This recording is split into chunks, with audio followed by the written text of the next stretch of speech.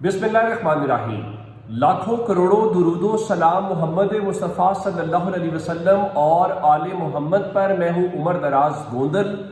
Chief justice Yahya Afridi ने एक order दिया था और मातहत अदालतों को ये कहा था कि जो 9 मई के केसेस हैं आप उनका अगले 4 महीनों के अंदर जो ट्रायल है वो मुकम्मल करें। और उस ट्रायल का मतलब ये था कि लोगों ने सवाल उठाए थे कि यहाँ पर 1 से ज़ायद शहरों में आपने लोगों को नॉमिनेट किया हुआ है तो वो कैसे एक ही जगह के एक ही वक्त के ऊपर मुख्तलिफ जगहों के ऊपर जाकर अपीयर होंगे। लेकिन जो डर था, जो खदशा था, वो आज से होना शुरू हो गया है। और तहरीक इंसाफ के वो लोग जो मुनहरिफ नहीं हुए, जिन्होंने पार्टियां तकसीम अपनी तब्दील नहीं की, या जो लोग पार्टी से पीछे नहीं हटे, आखिर तक डट के रहे, अब उनके लिए एक और रास्ता निकाला गया है कि उनको डिस्क्वालीफाई कर दिया जाए, उनको सजाएं सुनाई जाए, उनको जेलों में डाला जाए और उसके साथ ही इन सीटों पर ज़िमनी इलेक्शन करवाए जाए। और अगर ज़िमनी इलेक्शन होंगे तो अब कौन जीतेगा? आज हमें तो ये अंदाजा था कि लाहौर में इंसदादी दहशतगर्दी अदालत ने जो शेर पाव पुल का केस, जिसको कहा जा रहा है जलाओ घेराव का और इश्तियाल अंगेज तकारीर का, जिसमें 14 लोग नॉमिनेट थे, 5 उसमें तहरीक इंसाफ के लीडरान हैं, शाह महमूद कुरैशी, डॉक्टर यास्मीन राशिद, उमर सरफराज चीमा, एजाज चौधरी, वो सारे लोग जो है उसमें शामिल थे। लेकिन उससे पहले आज पहल की है सरगोदा की इंसदादी दहशतगर्दी अदालत ने। और अगर आपको याद होगा, सरगोदा में एक जज साहब थे जिन्होंने ये कहा था कि उनके घर का मीटर तोड़ा गया, एजेंसीज ने क्या कुछ किया, इवन उनकी अदालत के बाहर फायरिंग हुई थी। और उस वक्त यहाँ पे शहजाद मलिक साहब चीफ जस्टिस हुआ करते थे, उसका बड़ा शोर शराबा हुआ था। वो स्टैंड दिया था उन्होंने और तौहीन अदालत के नोटिस जारी हुए थे खुफिया एजेंसी वालों को। फिर क्या हुआ था? शहजाद मलिक साहब को सुप्रीम कोर्ट ले जाया गया, उस जज को वहां पे तब्दील कर दिया गया, अब्बास गालिबन उनका नाम था, और उनकी जगह पे जो जज साहब आए या तब्दीली हुई, उसके बाद उसके नतायज आज शुरू हो गए हैं। और आज पाकिस्तान तहरीक इंसाफ के 1-2 नहीं बल्कि आप कहिए कि दर्जनों अफराद को 10-10 साल कैद की सजा सुनाई गई है। और उसमें जो सबसे बड़ी शख्सियत उसमें दिखाई दे रही है, उसमें पंजाब असेंबली के जो अपोजिशन लीडर हैं मलिक अहमद खान भच्चर, उनको 10 साल कैद की सजा सुना दी गई है। सजा सुनाने का मतलब ये हुआ कि वो सीट से भी डिस्क्वालीफाई हो जाएंगे, नंबर 1। नंबर 2, अहमद चट्टा साहब जो हैं, हामिद नासिर चट्टा के जो साहबजादे हैं वजीराबाद से, उनको भी डिस्क्वालीफाई कर दिया गया है। तो आप यूं कहें उनको भी सजा 10 साल की सुनाई गई है।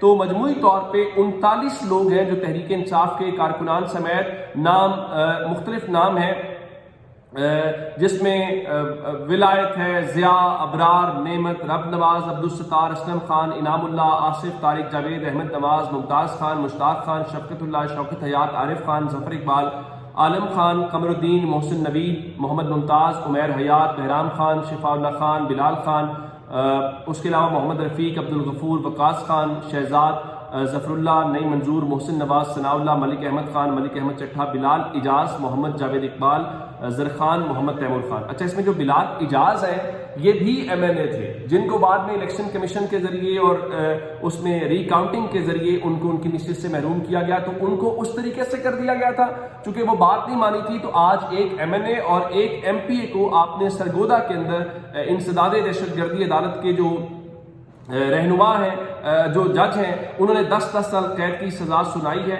और इत्तलात के मुताबिक मजमूई तौर पे 80 कारकुनान को मुजरिम करार दिया गया है। और अब आते हैं इस बात के ऊपर कि इस फैसले को लेके क्या होगा।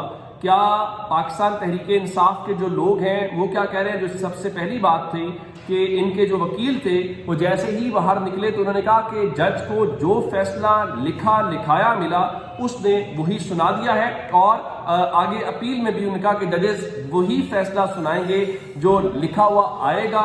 जुडिशरी का जनाजा निकल चुका है और सिस्टम डीरेल हो चुका है। उसमें खास बात यह है कि जो अपोजिशन लीडर हैं मलिक अहमद खान भच्चर, वो कह रहे हैं कि उम्मत मुस्लिमा के लीडर मियां वाली के बेटे वजीर आजम इमरान खान का साथ नहीं छोड़ूंगा। پھر بلال اجاز صاحب کا میں نے بیان سنا جس میں وہ کہہ رہے ہیں کہ بھائی 10 سال کیا ہے، عمران خان کے اوپر سب کچھ قربان ہے۔ اسی طرح سے ہم نے یہ دیکھا ہے کہ احمد چٹھا جو ہیں وہ بھی ڈٹ کے کھڑے ہیں، یعنی ایک بھی ایسا شخص ان میں سے نہیں ہے جس نے یہ کہا ہو کہ دیکھیے کہ جو سزا ہے وہ ہونے کے بعد ہم تحریک انصاف کو چھوڑ کے چلے جائیں گے۔ ملک احمد خان بھچر یا ان کی گرفتاری ان میں سے کسی کی نہیں، کچھ کارکنان کی گرفتاری کے حوالے سے اطلاعات ہیں۔ اب کیا ہوگا؟ اب یا تو یہ افراد گرفتاری دیں، جیلوں میں جائیں، دوسرا یہ ہے کہ گرفتاریوں سے بچیں۔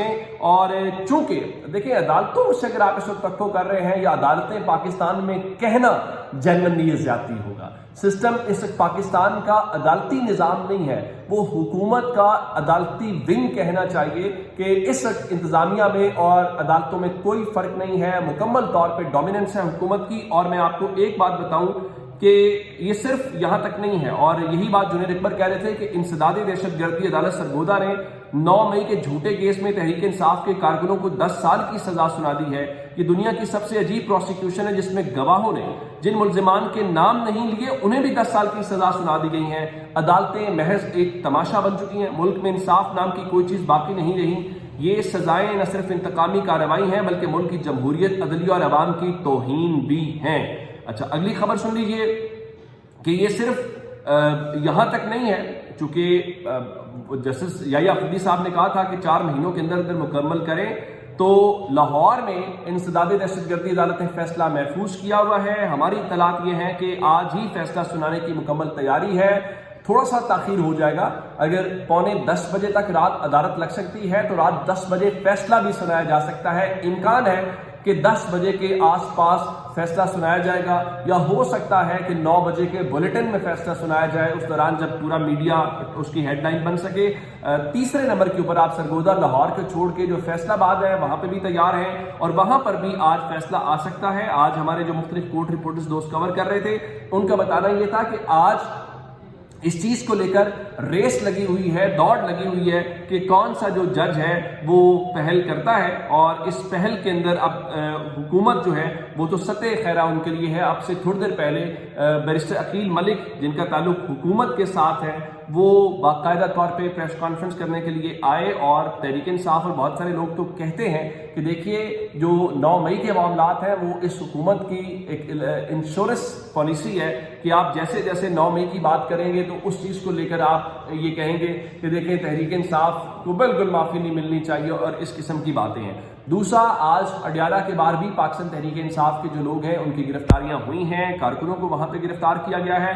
لیکن اس کے بیچ میں آپ ایک اور چیز کے اوپر حیران ہوں گے، یہ سیاست چیز ہی ایسی ہے، اور وہ کیا ہے کہ آج اپوزیشن لیڈر ڈسکوالیفائی ہو گیا عملاً۔ ظاہر ہے جب آپ کسی کو سزا سناتے ہیں، حکومت تو یہ کہہ رہی ہے کہ وہ سرگودا کے واقعے کا خیر مقدم کرتے ہیں اور انصاف کا بول بالا ہوا ہے اور بڑا شفاف ٹرائل ہوا ہے، لیکن آج جب ان لوگوں کو ڈسکوالیفائی کیا جا رہا تھا تو حیران کن طور کے اوپر آج حکومت اور اپوزیشن کے اتفاق کے بعد پنجاب اسمبلی میں پاکستان تحریک انصاف کے جن 26 لوگوں کو معطل کیا گیا تھا ان 26 لوگوں کو آج بحال کر دیا گیا، اور چونکہ ان کو کل جب سینٹ الیکشن ہوا تھا تو اس میں ووٹ ڈالنے کا ان کو حق دیا گیا تھا، تو اس ووٹ ڈالنے کے حق کے ساتھ آج باقاعدہ طور پہ جو پارلیمانی امور کے وزیر تھے میاں مجتبیٰ شجاع الرحمان، انہوں نے اسپیکر سے درخواست کی کہ مریم نواز شریف کی یہ خواہش ہے وزیر اعلیٰ پنجاب کی، اور ہم یہ چاہتے ہیں کہ وہ ایوان کے اندر آئیں، اپنا کردار ادا کریں، نمائندگی کریں، جس کے بعد ڈپٹی اسپیکر نے فوری طور پہ کہا جی بالکل آج ہی ان کا نوٹیفیکیشن بحالی کا کریں،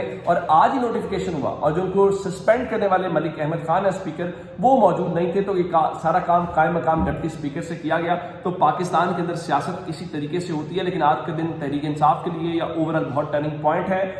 اگلے چند گھنٹوں میں لاہور سے اور فیصل آباد سے بھی خبر آ سکتی ہے۔ اپنا بہت سارا خیال رکھیے گا۔ خدا حافظ۔